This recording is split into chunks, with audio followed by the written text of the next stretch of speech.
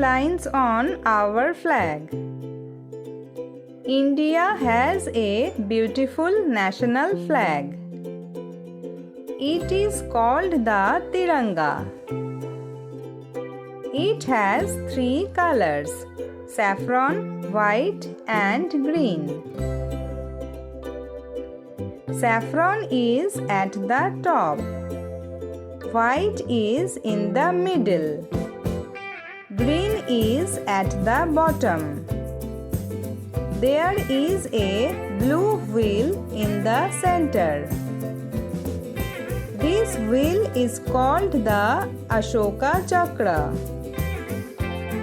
We hoist the flag on Independence Day and Republic Day. We should always respect our flag.